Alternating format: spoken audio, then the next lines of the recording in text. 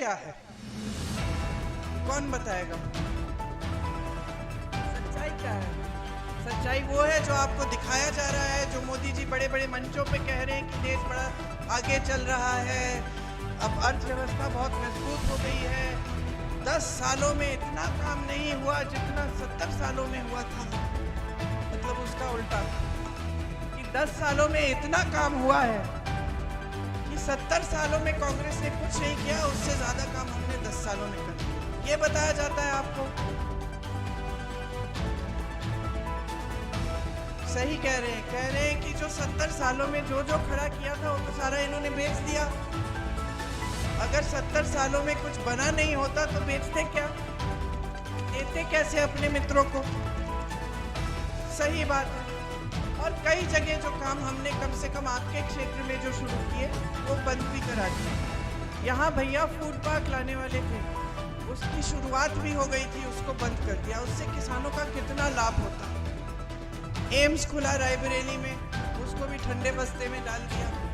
उसको बड़ा होना चाहिए था, उसका छोटा सा खोल के छोड़ दिया है। तो सच्चाई ये है, आपका संघर्ष है, सच्चाई आपका जीवन है, और कोई सच्चाई नहीं है इस देश में।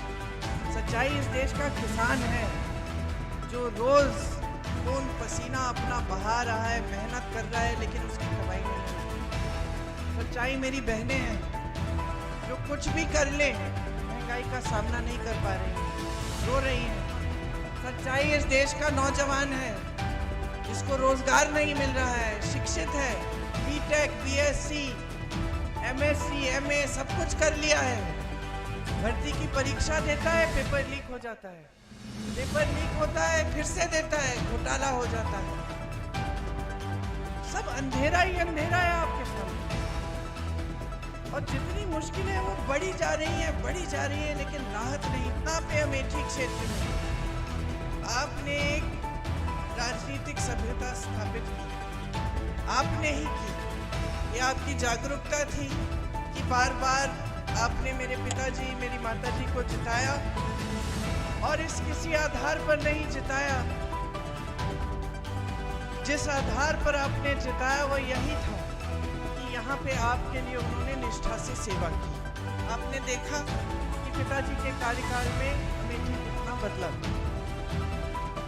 मैं जब बच्ची थी यहाँ आती थी तो मुझे 59 जमीन दिखती थी, सारे खेत सफेद होते थे। कोई बुजुर्ग है तो उनको याद होगा, मैं खुद बुजुर्ग हो गई हूँ। 10 साल की थी तब पहली बार आई थी, तो मैंने जब सफेद जमीन देखी तो मैंने पिताजी से पूछा कि ये जमीन सफेद क्यों है? मैंने तो कभी देखी नहीं थी ऐसी।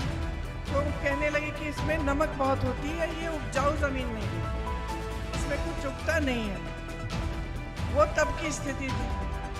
आज जहाँ जहाँ जाएं आपको अमेठी में हरियाली दिखती है। तो जो नौजवान है उनको ये बात मालूम नहीं है कि यहाँ ऊसर सुधार की कितनी बड़ी योजना मेरे पिताजी लाए थे।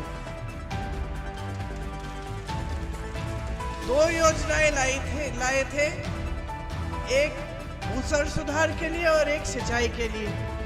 उस समय जब वो गांव में जाते थे, किशोरी भाई साहब बता रहे थे कि किसानों से बात करते थे तो किसान कहते थे कि उपज इतनी है कि हम 7-8 महीनों के लिए अपने परिवार को खिला सकते हैं, और उसके बाद खत्म हो जाता है, हमको खरीदना पड़ता है।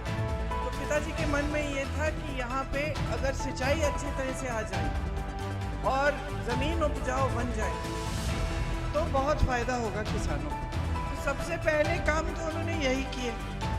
उसके बाद उन्होंने विकास के कार्य किए, बड़े बड़े उद्योग खुलवाए, यहाँ BHEL, HAL, बड़ा अस्पताल खुलवाया, संजय गांधी अस्पताल, और ऐसे तमाम काम किए। आज जो सड़कें अमेठी को बाकी देश से जोड़ती हैं, जो बड़ी बड़ी हाईवे हैं, ये भी सोनिया जी के कार्यकाल में बनी और राहुल जी के कार्यकाल में बनी। तो यहाँ पे जितना विकास हुआ, आपने देखा कि अगर निष्ठा से कोई काम करता है, नियत सही होती है, तो नीति भी सही होती है, विकास अच्छी तरह से होता है।